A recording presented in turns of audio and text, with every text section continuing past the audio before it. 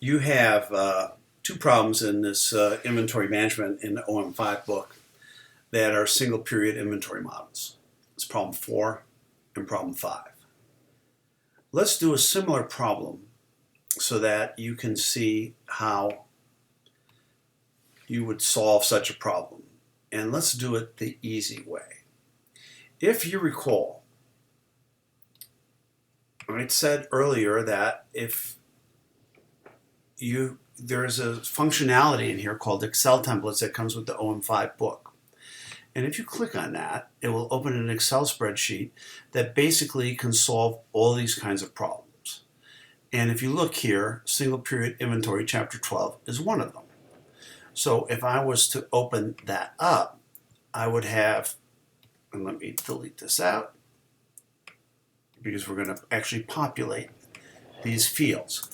The way these templates work is you enter the right numbers in the yellow part, and in the salmon colored or pinkish colored ones, the Excel will calculate your answers for you. So you don't need the normal distribution tables, you don't even need the inverse normal distribution, but that's exactly what we're using in the normal version of this to come up with the amount you should order for these kinds of problems. Now I know you remember norm.inverse from your stat class. He laughed.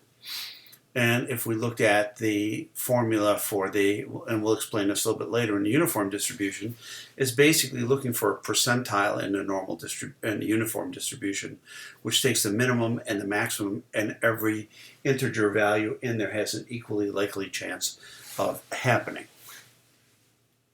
So let's go to the problem that we have here. And this is a problem, kind of a variation of the problem in the textbook.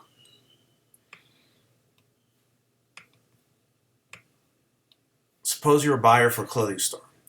You're buying a sweater for the fall-winter season. You need to place an order 6 months before the start of the season. You're only placing one order and you're buying all the sweaters for the whole season.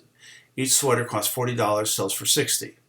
You plan to hold a February clearance sale to sell any surplus to make room for the spring-summer goods that are coming in March. So if you have any surplus, you want to sell them, and those sweaters will sell at $30, which is a $10 loss from what you bought it for.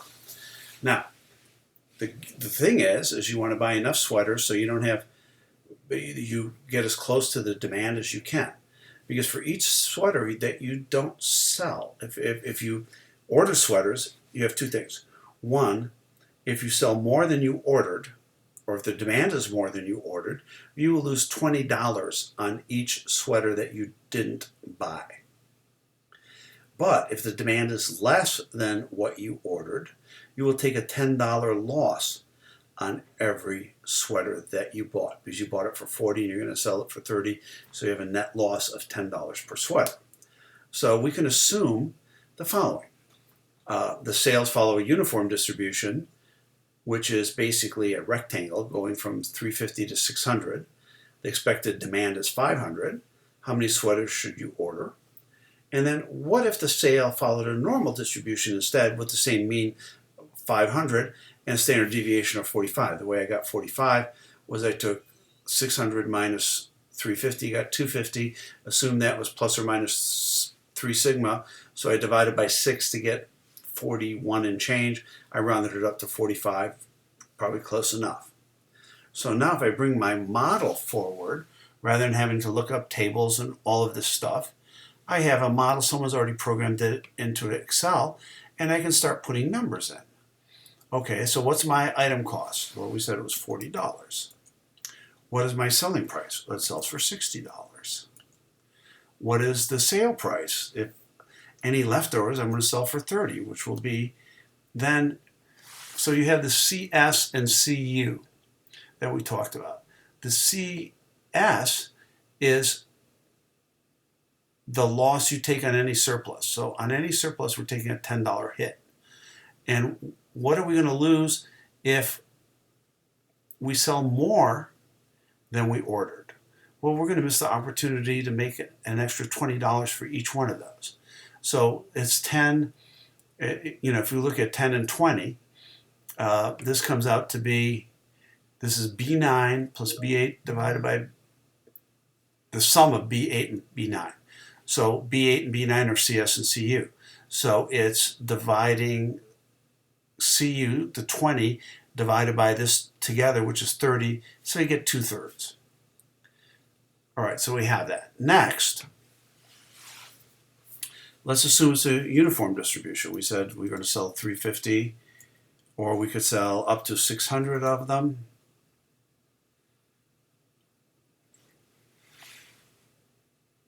Or 650 of them, sorry. I probably should have said 650.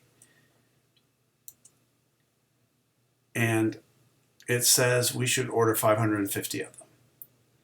It just does a calculation. It took basically it took 2/3 of the way from 350 to 650 and got that. So let me change this, because it should be not 600, it should be 650. And the difference is then going to be, my 6 sigma will be what? It'll be a difference of 300. If I divide 300 by 6, I get 50, not 45. So I solved a different problem. All right. Now, let's put the mean of 500 in there again. But now my standard deviation is 50. So if we're assuming a uniform distribution, we're going to order 550. But if we're going to assume a normal distribution, we're only going to order 521. Now, let's say they don't sell for 30, but really sell for 20. So the nice thing about models like this is you can play what-if games and not have to do everything over again, just change the number. Well, now we're going to order 500 on the nose in both cases, because guess what? Both of these numbers are the same. But what if we really had to sell them for a bargain basement price of 15? Well, now we're going to order less than the mean in both cases, because the loss is heavier than what we miss on the upside. You know, the surplus sale loss is $25, and all we gain on the upside is 20. But most retailers don't sell things for a margin less than 100%. So let's make it double that. Let's make it, we buy it for 40, we sell it for 80. And what if we put that in there? And we're still going to sell them, maybe instead of 15, we're going to sell them for, let's say, $25 a sweater. Now we're at 73. And I get 568 in the uniform distribution and 530 in the normal. So this is how you would solve that problem the easy way, without having to look at normal distribution tables and z-values and all that. It calculates this. You use the normal distribution function in Excel, which, like I said, since you took Stat 1490 as a prerequisite for this course, of course you remember that norm.inverse gives you the inverse. If I put in B10, which is this number, this 0.73, and then I put in the mean and standard deviation, it will tell me for that mean and standard deviation what that percentile value is in the normal distribution. And for the uniform distribution, since the shape of it is a rectangle, all you do is take the lower limit plus whatever this B10, which is the 73rd percentile in this case, times the range, the maximum of the uniform distribution minus the minimum. And that's how you get 568. Again, so if I change the numbers, let's say I really want to, I think it's a luxury sweater, I'm going to sell it for 100. Well, now I'm going to be erring on the side of ordering more. The bigger this gap is, the bigger this C upside is, it's $60. I'm going to err on that side. If they're the same, I'm going to get the same answer in both, probably the mean. So that's how this model works. I hope this helps. Thank you very much.